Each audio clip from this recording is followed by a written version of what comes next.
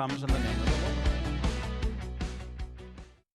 Shalom and welcome to this edition of Revealing the Truth, where we cover the headlines, the heartlines, and biblical truth. I'm your host, Messianic Rabbi Eric Walker. The brain is the most complex part in the human body. This 3-pound organ is responsible for our intelligence, interpreting sensation, initiating body movement, and controlling all our behaviors. The brain and the rest of the central nervous system are composed of a variety of cells, but the primary function unit is a cell called a neuron. All sensations, movements, memories, and feelings are a result of signals that pass through neurons of differing shapes, sizes, and functions. The average brain contains 80 to 90 billion neurons, the cell bodies of which form gray matter. The brain is a masterpiece of God's miraculous creation, yet over time there are many factors that impact brain development and steps that can be taken to reverse some of the factors contributing to an aging brain. Timothy Jennings, Dr. Timothy Jennings, MD, has been in private practice as a Christian psychiatrist and certified master psychopharmacologist since 1997. Board certified in psychiatry by the American Board of Psychiatry and Neurology. He is a specialist in transcranial magnetic stimulation, a drug-free treatment for depression. Dr. Jennings is a distinguished fellow of the American Psychiatric Association, fellow of the Southern Psychiatric Association, and past president of both the Tennessee and Southern Psychiatric Associations. He spent more than 2 decades researching the interface between biblical principles and modern brain science, and is a highly sought-after lecturer and international speaker and the author of The God-Shaped Brain and The God-Shaped Heart. He's in private practice in Chattanooga, Tennessee. You can find more about him at agingbrain.com or his ministry site, which I highly recommend, called comeandreason.com. He appears here on the third Thursday of every month at the 10 o'clock hour. He's the author of The Aging Brain, Proven Steps to Prevent Dementia and Sharpen Your Brain. Dr. Timothy Jennings, welcome to your edition of Revealing the Truth. Thanks for having me, and always enjoy being here. Always enjoy having you. Congratulations on having The Aging Brain translated into Korean.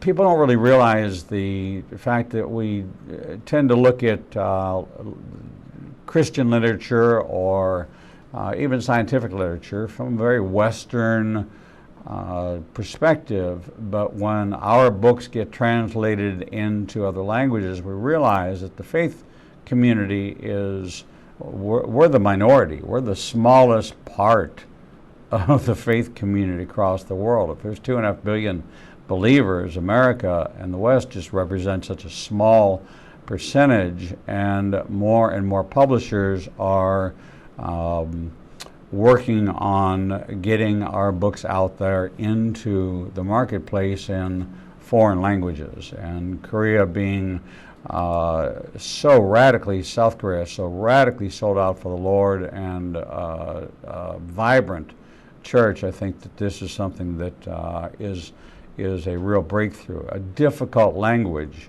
I think it took you, 2 years to get through that process. We meet on a regular basis, and we talk about this aging brain, steps to prevent dementia and sharpen your mind as our population is aging. The boomers are getting older and dealing with more of these issues. But I thought that today we might start with something that I don't think we ever did, and that is kind of how the brain evolves. I have a new grandbaby, and I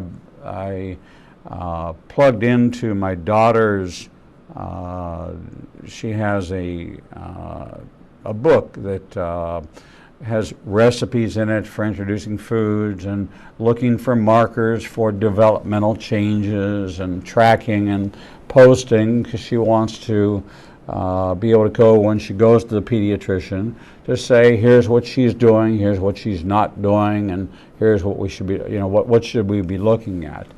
And I started to think about the fact is that you hear statements made that the brain isn't fully connected until somewhere around the age of 25, and there's juvenile behaviors that are attributed to the fact that we're expecting them to think like their brain's connected, but it's actually not completely connected until a certain milestone and marker.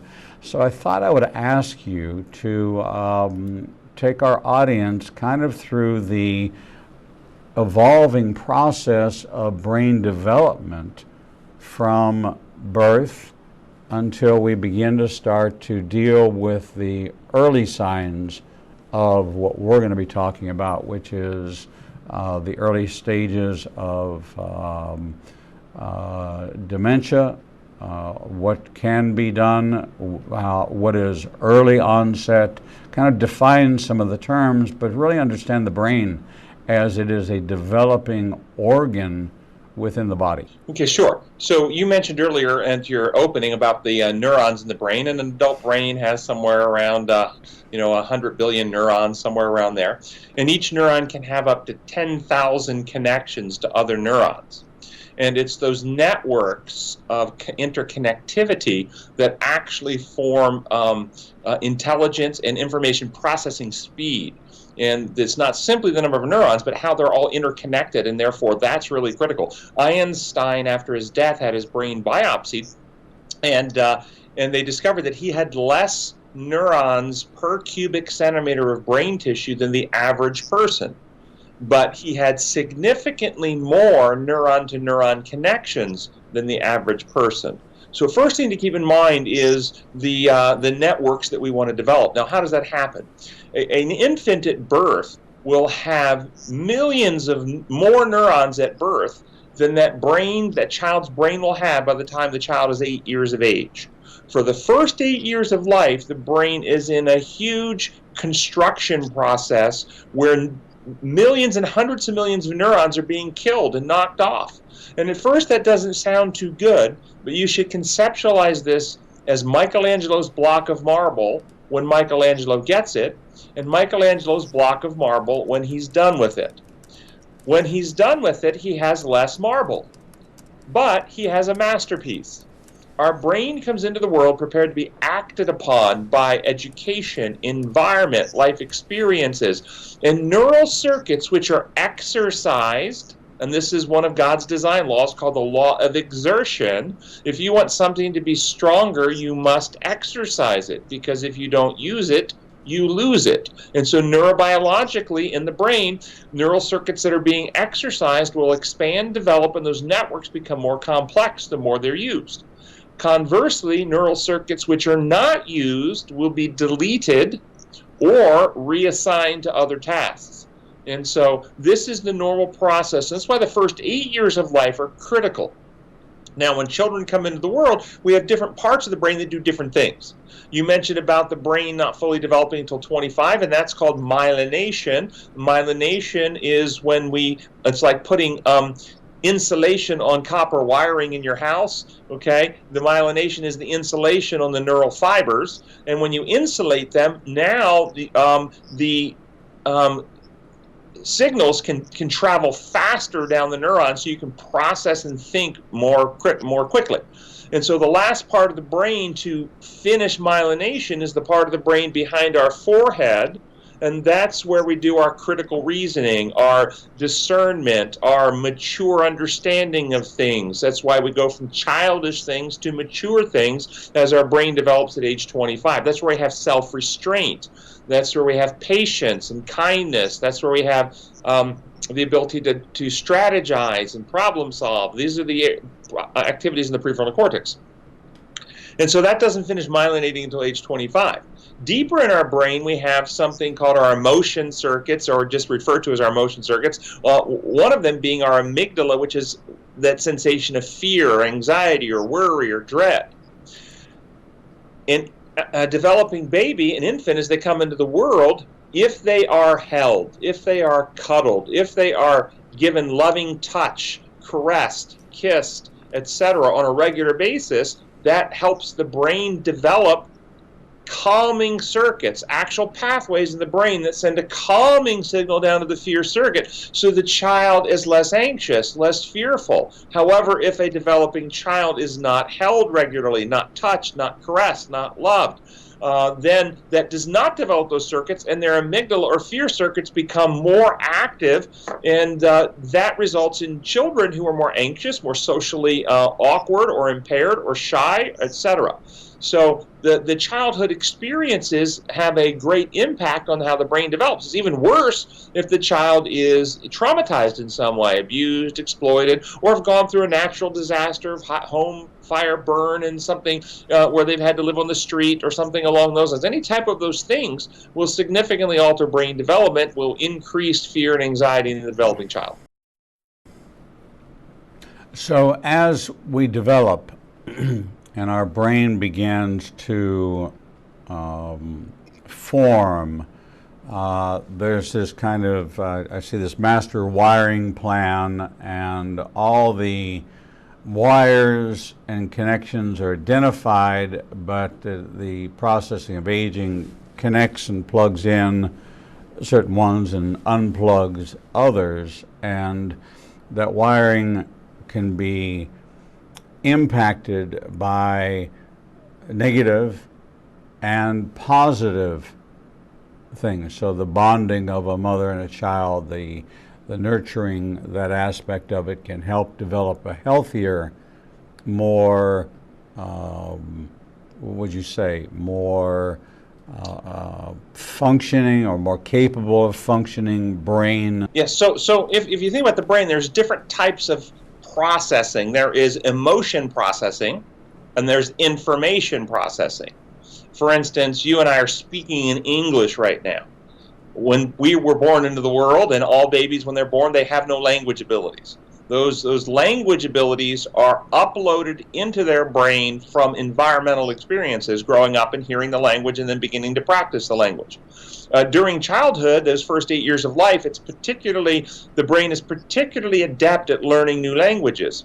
And this goes back to the law of exertion. If children, and there have sadly been cases where children are isolated and kept in closets or boxes and no one spoke any language to them, and they were rescued sometime at age 12 or 13 or 14, and those children never learned to speak correctly. Maybe 50, 100 words is all they ever learn in their life, because the brain, the law of exertion, if you don't use it, you lose it. The brain didn't use the language circuits during the critical time period, and so the brain deleted those circuits and or reassigned them to other tasks.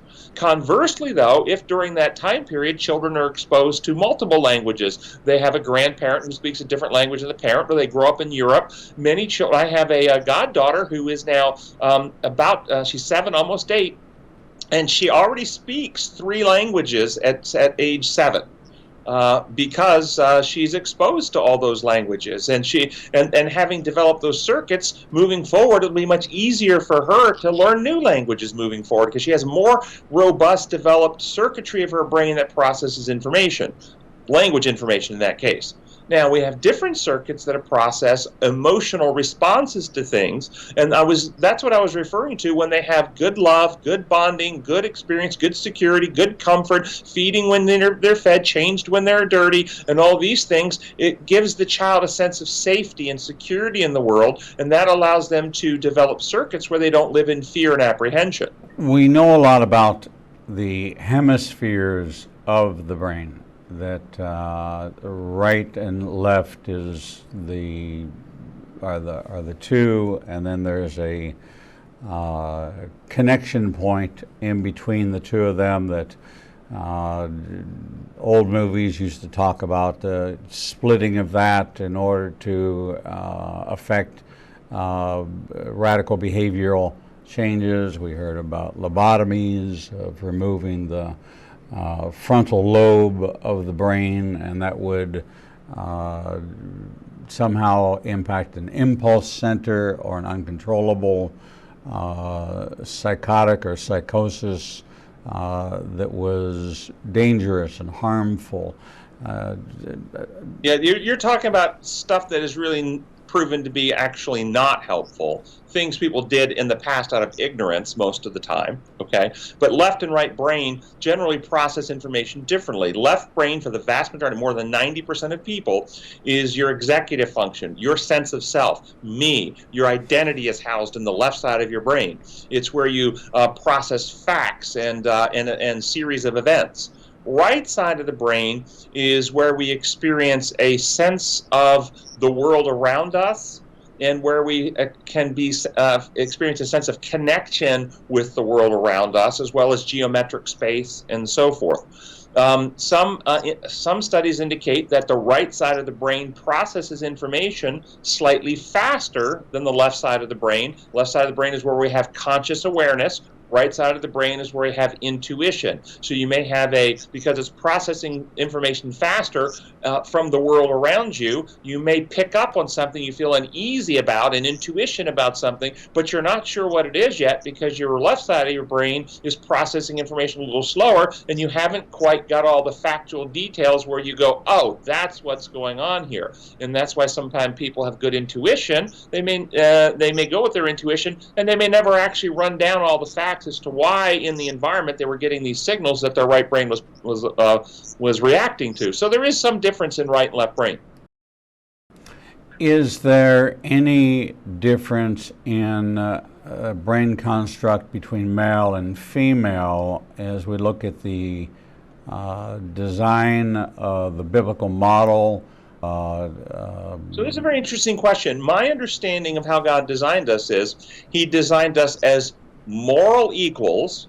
Okay, took Eve from Adam's side, not to be ruled over by him or to rule over him, but to be a co-equal, and together the two became one, and to really have man requires male and female to have the fullness of God's original design. And so he developed them as moral equals, but he did not design them or create them with equal abilities. They have complementary abilities that when the two come together in the unity of love as God designed, the two actually are able to achieve, experience, and do more than either one, and become more than either one can become or do by themselves. A simple example would be the ability to procreate life, neither one by themselves. But it goes way beyond procreation when we have the unity as God designed and cherish those different abilities rather than a fraudulent idea in society today that equality of moral worth and value equals equality of ability, and therefore demand that we all function in abilities in the same way. That actually diminishes our capacity for the complementary reinforcement and growth that we could have if we celebrated the differences as God's designed them. If we look at the brain structure and there's a right half and there's a left half, is there a difference in which parts of the brain, as we look at stroke victims and speech centers and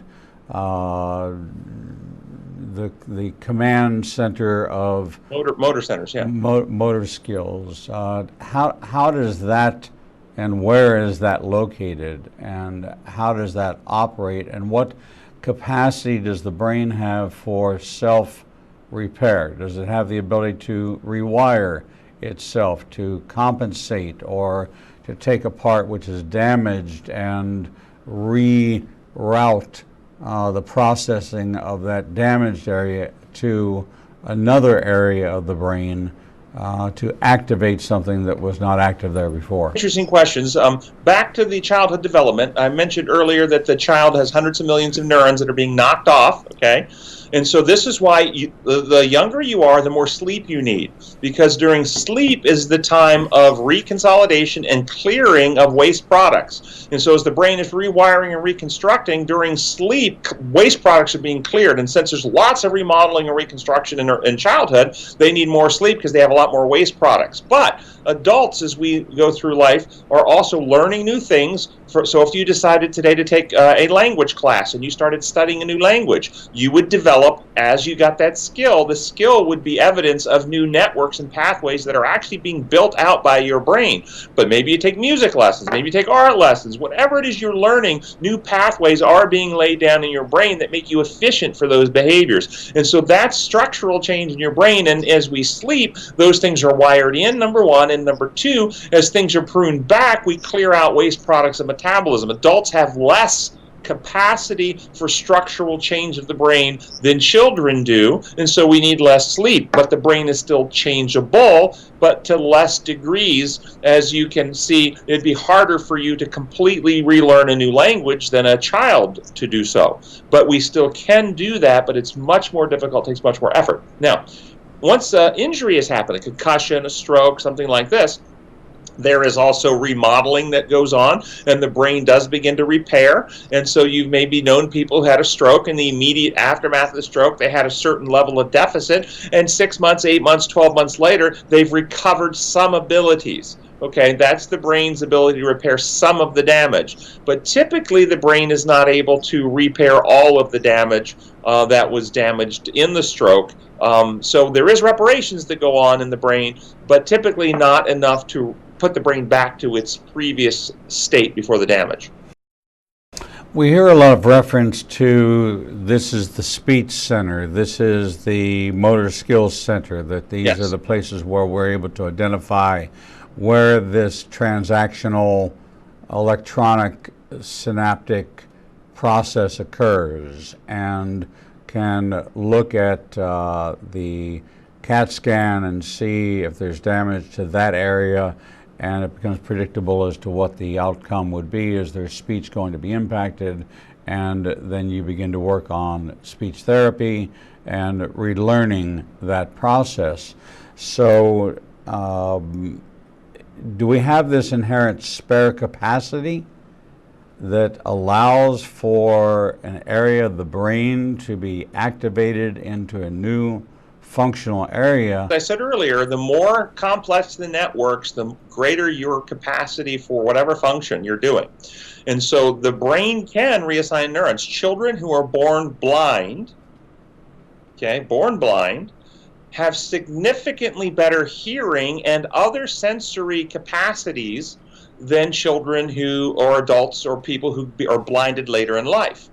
Because the neurons that should have been used for vision in the brain for the children who are born blind, many of those get reassigned, and they have a much more robust auditory cortex and or tactile physical touch sense and others, olfactory sense. In other words, they bring in other neurons to enhance those other capacities that wouldn't have been brought in had they not been born blind. So the brain does have an ability to rewire itself and use other neurons for other tasks, but again, with limited degree. The more these things settle in, the less capacity. So if you or I were to have a loss of a sensory function today, we'd have extremely limited capacity for any other neurons to take over that function.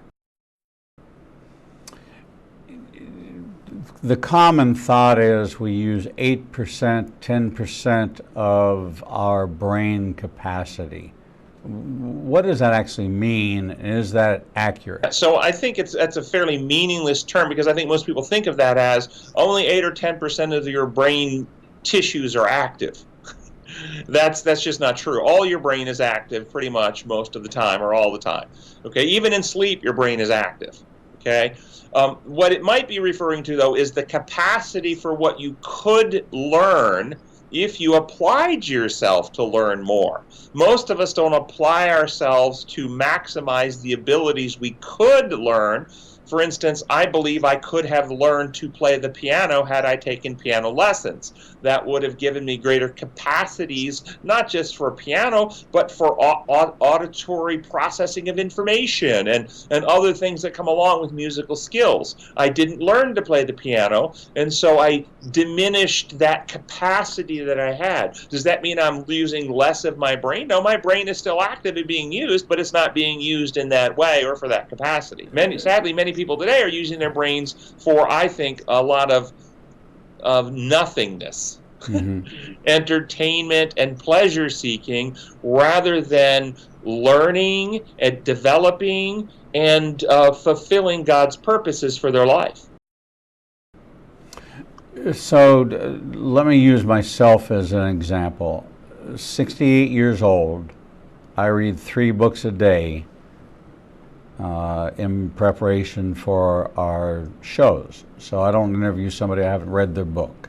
So I read an average of 3 books a day, and then write and create 2 original programs, start to finish, the entire 1 hour of material. And I teach 3 days a week. And I also have books I write. So I have brain activity going along in areas of absorbing new concepts and new approaches, even to the same material of the Bible. Right. You're using capacities of information processing and language processing. Those circuits of your brain would be very robustly developed with complex networks. Are you a sculptor? No. So I suspect the area of the brain that has to do with sculpting, which would have to do with motor, tactile sense, and all these types of things, would not be very developed at all. Okay, but that doesn't mean you're not using all of your brain. You have applied your brain to develop a circuitry that is proficient in this particular activity. London cab drivers, they've done scans on their brains, and they have the part of the brain that corresponds to mapping three-dimensional world around you. They have a much more robust area of that brain because they have to know all the streets of London, and they have developed a circuitry that corresponds with that knowledge. And you can see the brain changes that have come along with that. They're applying themselves to learn that as well. And so our brains look differently. A musician's brain looks different than a non-musician's brain because of the way they develop their auditory and tactile motor senses for corresponding with their instrument. So in light of what you just said, as we look at childhood education, if we were to apply, as the Common Core program applied, a same standard across the board, same information being disseminated to every child, that doesn't really develop anything within the child, but yet we see certain children excel and break out and apply this to childhood development and parenting. Okay? First thing parents should understand is that law of exertion that we talked about earlier. If you want something to get stronger, you must exercise it. If you don't use it, you lose it. With that understanding, parents should be thinking about, well, what impact will this activity have on my child's brain? Theatrical television. Theatrical television's primary impact is activating emotion circuits while suspending activity in reasoning thinking circuits, prefrontal cortex circuits. So the multiple studies show the more television watching, especially during the childhood years, the more likely they're going to have attention deficit type symptomology, and they're going to have impulse control problems, anger problems, mood irritability problems, and anxiety problems, because the emotion circuits are overdeveloping, but the circuits that would calm and process those emotions are not developing.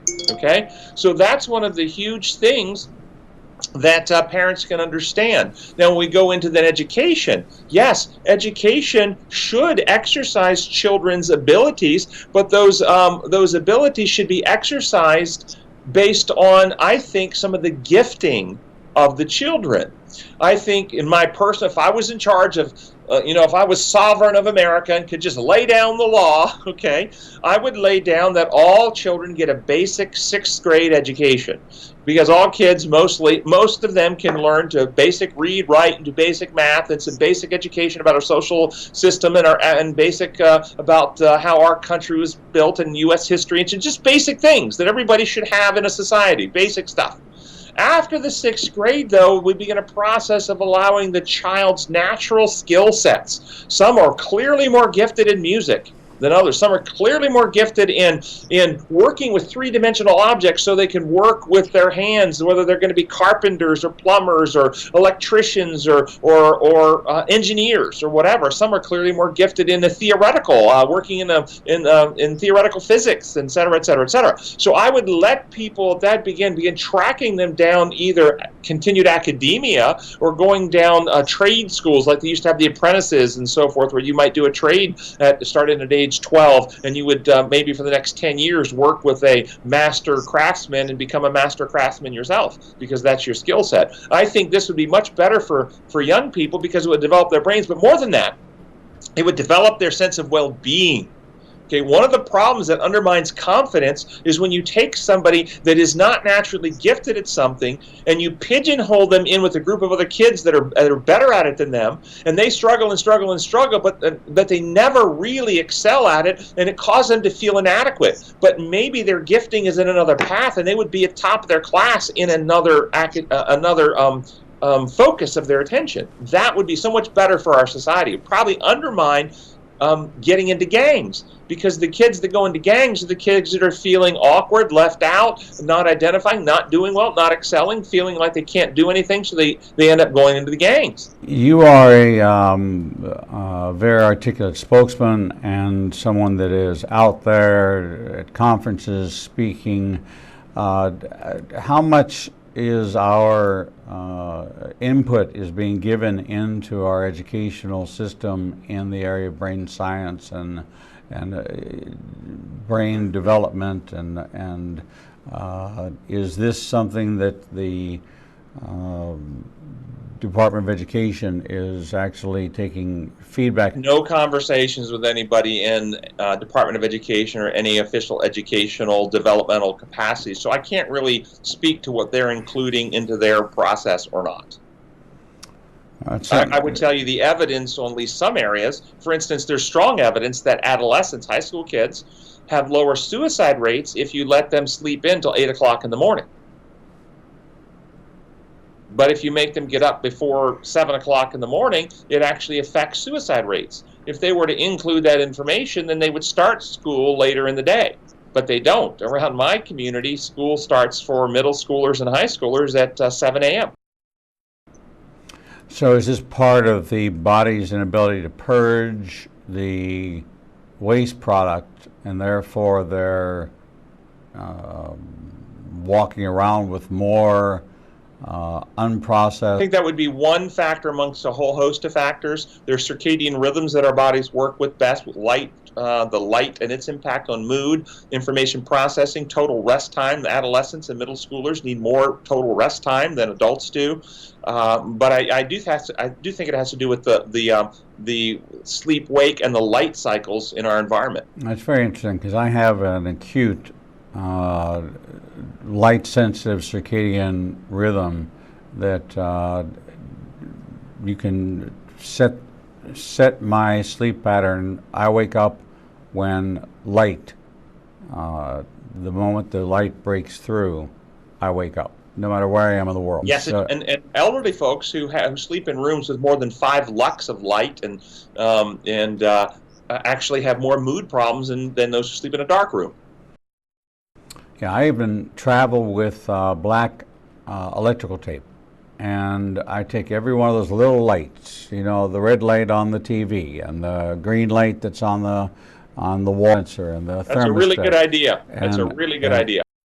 And I travel with and have for years, and I travel with binder clips to clip the curtains together.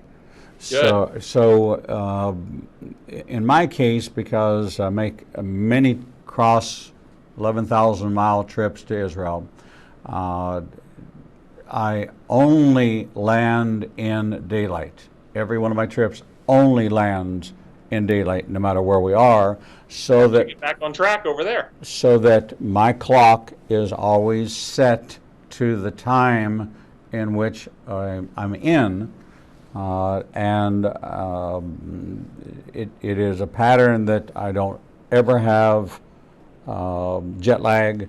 I'm always on that time because I land in the daylight, and knowing that my body Dark, and then a certain amount of hours after dark is when my sleep cycle begins, and when the light comes through, it's automatic. So I remove all artificial.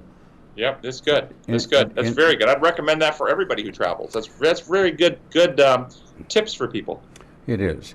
We're talking with Dr. Timothy Jennings, in particular about his book, The Aging Brain. You can find more at agingbrain.com. He's also the author of The God-Shaped Brain and The God-Shaped Heart. These are really quite incredible works, all based on sound biblical principles, merging with and exemplifying the science that goes along with it. We're going to take a short break, and when we come back, we're going to talk about some of the God-centric parts of the brain. Where does that operate, the faith component? And also have a discussion about CBD, medical marijuana, brain and memory targeted supplements that are being marketed out there, brain health, and try to define this, what the parameters of early onset of dementia are, what the process of dementia is, at what point is it reversible, at what point is it connected with a overarching disease, and try to break that down to understand what you can and cannot do, and when you can and cannot do it. We're going to take a short break, and we'll be right back. The Lord meets you right where you are, and so does Igniting a Nation's new live streaming outlets. You can now watch Revealing the Truth, Revealing the Bible, and Prophecy Revealed simulcast live each Monday through Friday from 10 a.m. to 1 o'clock p.m. Central Standard Time on YouTube Live, Facebook Live, Vimeo, Periscope, and through our website, www.ignitinganation.com. No matter what device you are using, our program will automatically scale so you won't have to miss a single program. And if you happen to miss an episode, you can always subscribe to the Igniting a Nation YouTube channel and access over 1,000 interviews and never miss your favorite authors, special guests, and topics that interest you the most. There are lots of ways to see Israel, but nothing compares to seeing the land of the book and the people of the book through the eyes of two Jewish believers who can take you on a journey that will bring the entire Bible to life. When you join Rabbi Eric Walker and his #1 rated tour guide, Edo Canaan, in Israel, you'll experience incredible teachings, first-class accommodations, and actually walk where Jesus walked. You will experience the Bible transforming from black and white into living color, and you will never see the Bible in the same way again. For more information, visit us at www.ignitinganation.com/events. The Lord contends with what contends with you, and Igniting a Nation is committed to bringing to light each and every issue that faces a believer's life. Our live stream programming and teachings take you on a journey to finding biblical truth from a wide variety of experts who share their insights into a deeper walk with the Lord. We have assembled the most comprehensive panel of experts in the fields of prophecy, caregiving, healing from trauma, shame, and abuse, and so much more. We continue to expand our teachings and programming to meet your needs. We're committed to healing the nations with biblical truth. Visit www.ignitinganation.com to develop a deeper walk with the Lord and start your journey to a transformed life.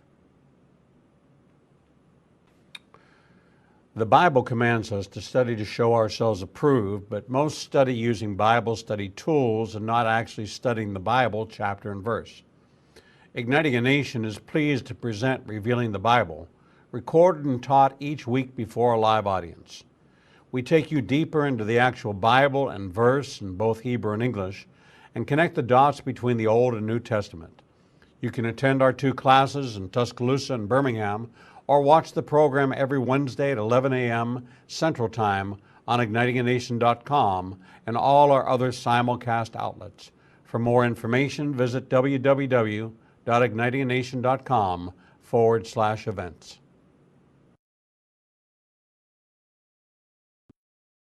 Shalom and welcome back to this edition of Revealing the Truth, where we cover the headlines, the heartlines, and biblical truth. I'm your host, Messianic Rabbi Eric Walker, and we're talking to Dr. Timothy Jennings, as we do on the third Thursday of each month in the 10 o'clock hour. He's the author of The Aging Brain, Proven Steps to Prevent Dementia and Sharpen Your Mind. Dr. Jennings, welcome back to this edition of Revealing the Truth. Thank you, Eric.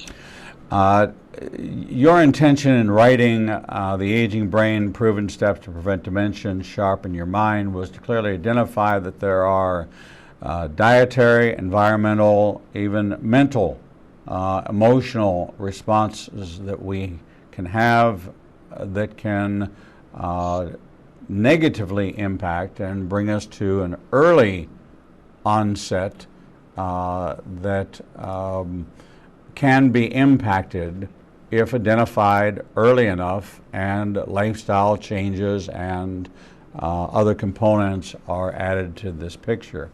So I wanted to revisit that because that's the core theme of. So the point of the book is to let people know that late onset Alzheimer's dementia, which is the #1 form of dementia, is not an inevitability. It is really a result of a lifestyle that increases what we call inflammation in the body. And over the course of years, it's the same process basically that leads to adult onset diabetes, which is insulin resistance in the body. Not a lack of insulin, but you become so inflamed that the receptors no longer respond to insulin. In the brain, that's one of the critical processes that are happening in the brain, where the brain stops responding to insulin, and then a whole other cascade of destructive things happen that cause the brain's neurons to die, and leading to the functional loss of abilities.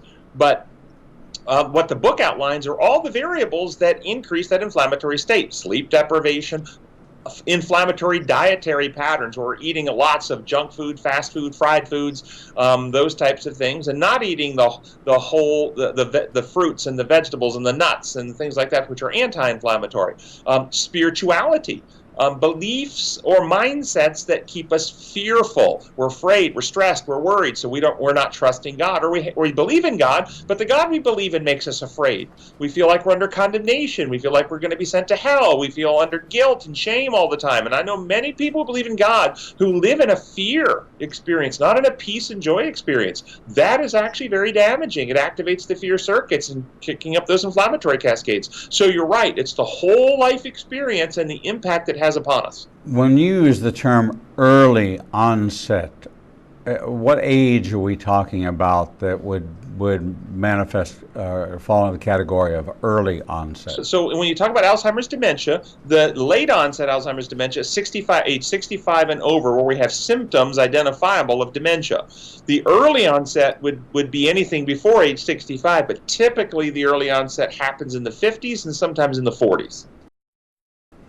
And what's symptomatic of that? What are the things somebody would be looking for that would say, wait a second, this is what's going on, and I need to instead of just going to the doctor and saying I don't feel well or whatever it is, be able to examine the fact that is it forgetfulness? Diagnosis of dementia is made when there is a measurable loss of memory plus one of 4 domains.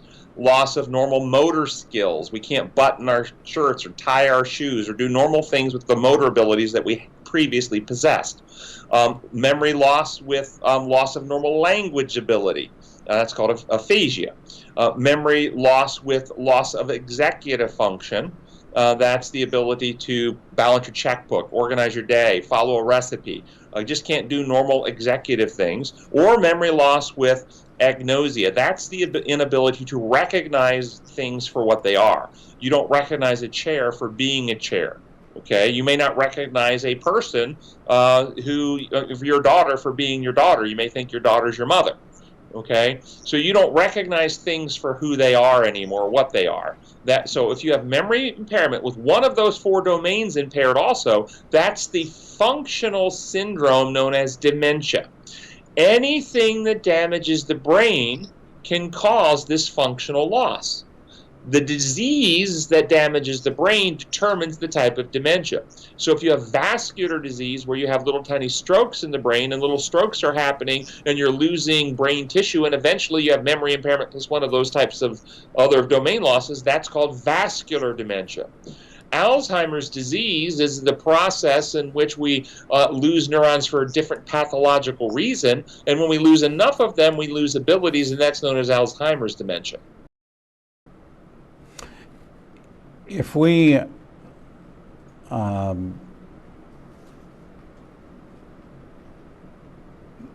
when I listen to you talk about that, I don't really know a lot of people that exhibit that or those type of functional losses. Compared to the Alzheimer's, Parkinson's, Lewy body, advanced stages of dementia, how prominent is early onset dementia that is reversible?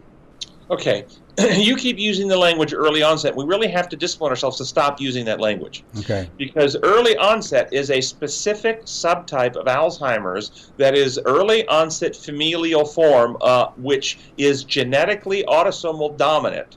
It is very rare. Less than 5% of all Alzheimer's types, which makes it less than 5% when you put all the types of dementia in.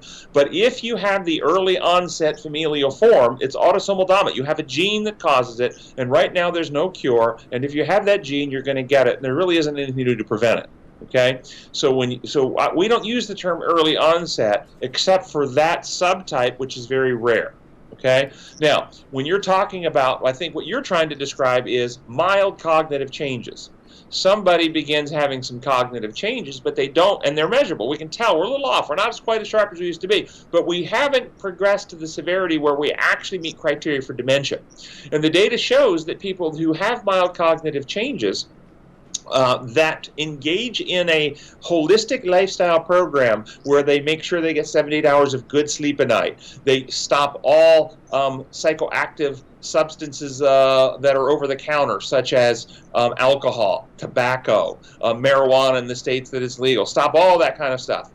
Stop the unhealthy dietary practices and get on a very specific and robust anti-inflammatory diet. Start exercising, which would include walking, okay, up to 30 minutes a day, meditation practices and stress management, and do the whole gamut. That if you do that, you don't actually progress on to dementia. You stop the process. So this is very controllable. This is very... I will tell you, most people will not do it. Most people, even when you've lived your life a certain way for 60 or 70 years, and then you have some mild changes, and you have to give up your cigars, or give up your shot every evening, your little hot toddy, or give up your ribs or your pork or belly or whatever it is that you love to eat. That's what you've eaten your whole life. Most people choose not to do it because it's too difficult emotionally. It doesn't, well, you got to die of something, and I'd rather die of dementia and enjoy it than to give that up because life wouldn't have meant. That's the attitude of a lot of people. Do you find that there is a connection between spirituality and embracing more of God's plan, which is... Yes. Yes. Okay. For people who have this spirituality, I am not my own. My body is the temple of the Holy Spirit. And I am willing to follow the truth where the truth leads. Those individuals are usually quite willing to be educated and to follow principles that are healthy for their bodies because they recognize they have a personal responsibility. But there are others who have a religious belief system which goes down different trails of thought. Well, there's nothing I can do. I'm a sinner. All my righteousness is filthy rags. Everything was paid for by Christ. Why do I even try anyway? I'm already saved anyway. I've accepted Jesus when I was 12, and so I just live my life, whatever, and I just trust Him in the end.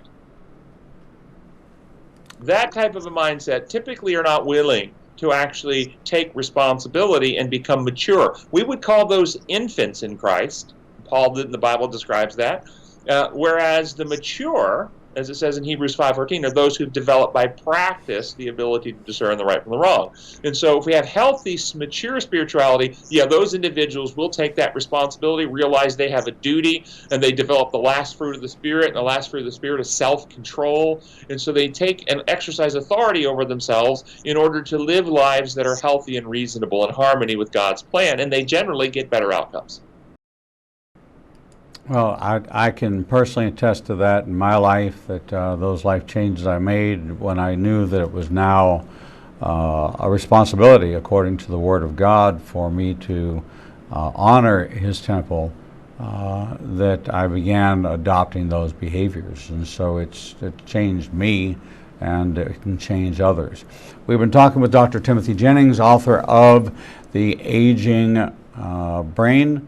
You can find more about it at agingbrain.com or his ministry site, comeandreason.com. He is a great blogger, and some of his articles are incredibly insightful into living the life of a believer in a world surrounded by many temptations and many things that contribute to your physical and emotional and spiritual health, either in a good way or in a negative way. He appears here on the third Thursday of each month at 10 a.m. And you can get his book just by clicking on today's program guide at ignitianation.com. Click on Dr. Timothy Jennings. It'll take you right to all three of his books, and we are just always delighted to see you and appreciate you so very much. Thank you so much, Eric. God bless, my friend. Thank you. We're going to take a short break, and when we come back, we'll bring you the next edition of Revealing the Truth.